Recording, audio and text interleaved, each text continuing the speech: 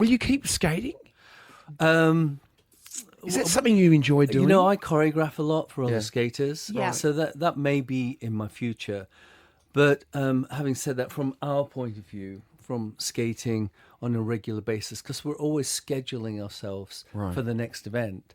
And right now, we're obviously in the throes of getting ready for the tour, which is exciting. We're really excited about what the tour is going to be, and we're excited about going out for the last time. But I'm sure as we get to that final performance, it'll become emotional and sentimental. Of course. You know, we've grown up together. We were 15. Well, we knew each other when we were 10 years old. Yeah. We started skating together when we were 15 years old. And we've just about spoken to each other every day since then. So I don't think that will change. No. I mean, that's an incredible partnership. Like, obviously, that outlasted most marriages. That's like that's a childhood friendship that you've managed to maintain in such a beautiful way. Why do you think that is? What is it about each of you you've been able to maintain it for this long? Well, obviously, you know, the skating has always been our passion. Yeah. And, you know, we both have the same feelings about skating, and we're always, we went through all the competitive years up till 84. But then beyond that, we were excited to continue to skate and be creative. As Chris said, we formed our own skating company down here in Australia. And there were no restrictions, there were no rules of competition or anything. So it was just like an open door, wasn't it? And having won the Olympics, talking of open doors, that opens doors everywhere around the world for you. Yeah. I think we transitioned from sports people to entertainers. Yeah. And then we went into the area of working with artists like Graham Murphy from Sydney, and then Yo-Yo Ma, the world's Cellist. famous cellist. So we've just done so many different things, but it's because of that 1 4-minute routine back in 1984 that's gave us this longevity. It's incredible. Brilliant. It is incredible. Went to- I'm thinking Nottingham was not a mecca for ice skating. Well, you'd be surprised because at the time when we were skating, there weren't that many rinks around the country. There were maybe like 8 or 9 rinks, and Nottingham just happened to be one of them. And it had been since the war, or just before the war, I think. And we had a hockey team that was quite popular called the Panthers. And so, yeah, it had a tradition. But when we first started, when we think back at that time, there was at the end of the rink, there was sort of a stage area, and there was the big organ, and the guy that would play the music, and his wife would stand beside him, and she was all made up and everything, and Pearls. the hair and pearls, and he'd be playing away, and she'd turn the pages for him. Amazing. It was that sort of how great is that characters theatre? back then. Yeah. So all the dance music that was generic, time. it Was was in a organ. dance interval, as they call it. So all the waltzes and foxtrots and everything, it was all played live. By On a the Hammond organist. organ sort of On thing. a- that- Yeah. a big old dun, organ, dun, you dun. know. Yeah. But before, when we used to take tests, proficiency tests, Yeah.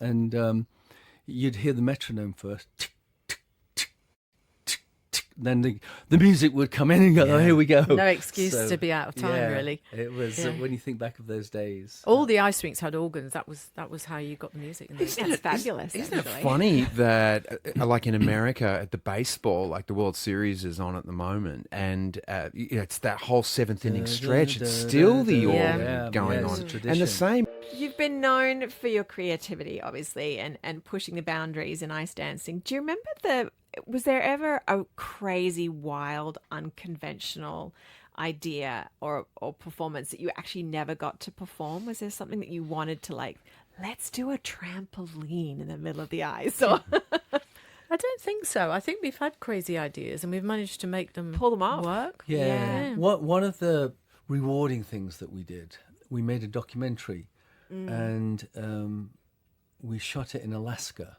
Yes, I wanted to ask you about Because most of our time on the ice, it's in a building, a ring. Yeah. It's Yeah. manufactured. Contained. It's, it's frozen. Pipes that are underlining under the ice with Freon going through it, and you spray over it, and it creates ice. Plus, you got a fence around the outside. You've got Yeah. the barrier. Yeah. But we went to Alaska and we skated the Bolero on a lake, open natural lake, and the backdrop wasn't the rink, it It wasn't was the mountains, wasn't a video screen, it was the mountains and all the beautiful pine trees, and it was natural.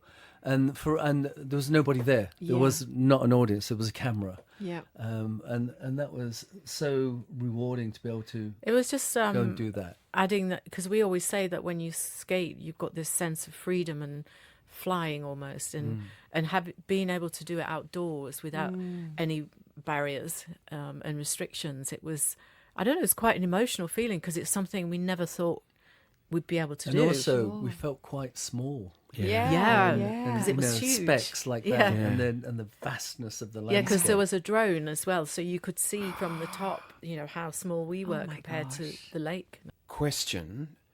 We all go through crises of confidence, and you guys were held up on a pedestal. How would you deal with those moments during your career and subsequently? Well, I think one of the times you had an injury When we were competing. when we were competing, and as a moment, a crisis, Yeah. and that we were generally each year you do the European Championships, which is a precursor to the World Championships, because most of the best skaters are European and Russian. And this was 1983, and 1983 was the pre-year before the Olympics, and so 1983 was a big year.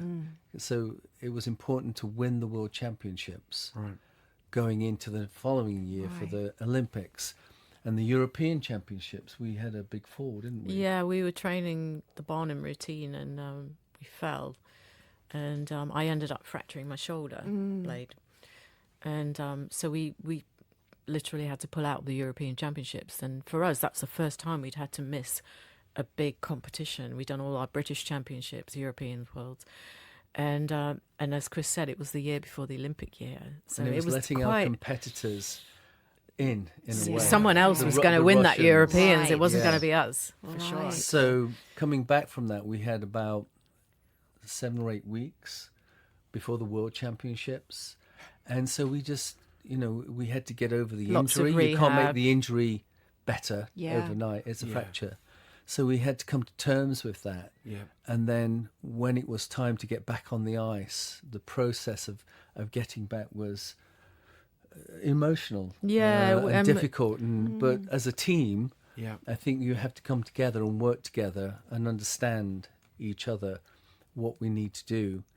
And we realised that we had to be possibly bigger and better, do more Better than ever. than ever when we went to the World Championships right. some 8 weeks later, to say to everybody, we're still here. Yeah. We're still can I do still it. had lots of tape on my shoulder blade, but we always made sure it was hidden. So whenever the Right. doctor did it, it was in private, like in my room or something, not in the Yeah. dressing room, in the changing room. So it was, because a shoulder injury like that, if you fracture your shoulder blade, you can't put it in plaster. You can't do anything. It just has to heal.